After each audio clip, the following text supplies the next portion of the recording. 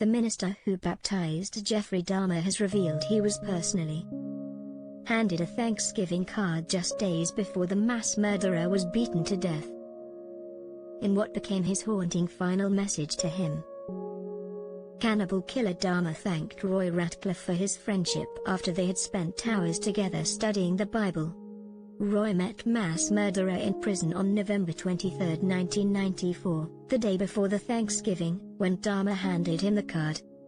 Roy became friends with Dahmer after baptizing him and has said he felt a sense of grief when the killer was brutally murdered with an iron bar by fellow inmate Christopher Scarver. The serial killer was serving a life sentence for the disturbing and gruesome murders of 17 boys and young men, but while he was behind bars claimed to have found God. "Thank you for your friendship and taking the time and effort to help me understand God's words," he said in the card. "God bless you and your family, sincerely Jeff Dahmer." Roy told The Sun Online said he wanted to share the card to show Dahmer was not simply a monster, but a human being. "The Thanksgiving Day card was something Jeff gave me the last time I saw him," he said. "It is significant to me because it reminds me of the last time we were together. It speaks of our friendship. This is important because I perceive that Jeff didn't have any close friends, and I am honored to have been one to him." Roy spent many hours talking to Dahmer and studying the Bible with him, and despite gaining an insight into his behavior, including cannibalism, believes he the killer was changing. "It is easy to judge someone when you don't know them. But when you get to know someone better, you tend to see them differently." Jeff had changed from the murderer he had been into a better person. Dahmer was murdered on November 28, and where he heard the news, Roy said, "I felt a sense of grief because I had lost a friend. Thank you for your friendship and taking the time and effort to help me understand God's words." Jeffrey Dahmer. Roy, who's now 75, was working at a church in Wisconsin, where Dahmer was committed his crimes and was jailed. He had been asked by another minister, from Oklahoma, who Dahmer had told about his wish to be baptized.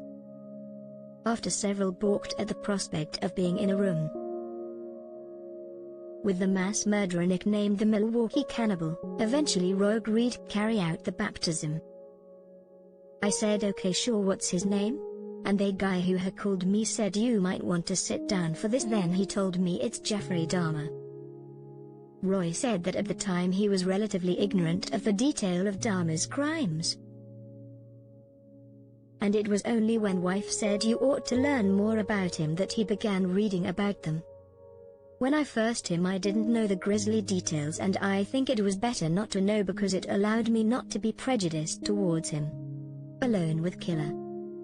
Roy made his first visit to prison to meet Dahmer in April 1994. And was led through doors whose banging was a little disconcerting to a room with a just table and chairs to wait for Dahmer. He had been warned to take off his tie in case it was used as a weapon, but began to notice he was sweating as the minutes ticked by while he waited. Then in a few minutes Jeff enters the room and closes the door and shakes my hand, then sits across from me, he said. "I was impressed about how courteous he was and how willing he was to be cooperative. For a moment there I'm thinking I'm in a room all by myself with a man who's murdered so many people, and I was a little apprehensive. I was thinking, what's going on here?" Then we started talking about how he wanted to be baptized, and after that I forgot about being apprehensive. In fact, Dahmer had been scared of meeting Roy and heaved an unusual sigh when he agreed to baptize him.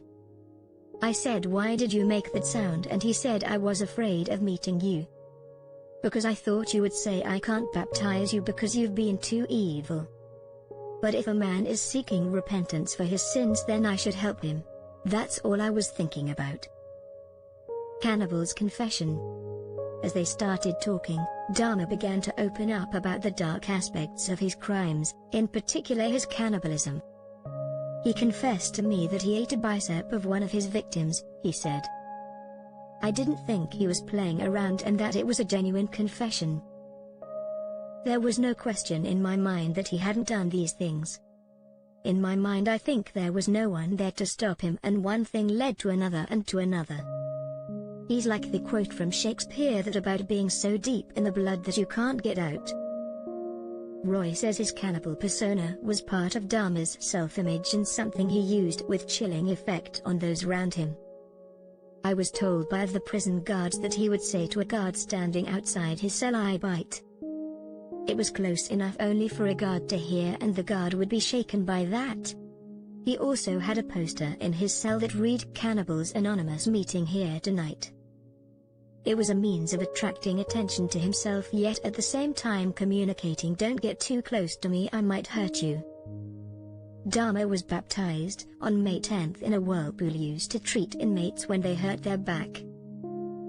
In an eerie coincidence, it was the day Dahmer's fellow serial killer, John Wayne Gacy, was executed in Illinois for the killing 33 young boys and men, and there was also a solar eclipse. The pair began to meet frequently to study the Bible, and struck up a friendship Roy thought would last until they were old. Some people are surprised about that, but we did. We think of him as an insane maniac, monster, but he was more human than we give him credit for. Dahmer's prison Bible is currently on sale from Cult Collectibles. The previously the most chilling items he has that belong to the cannibal.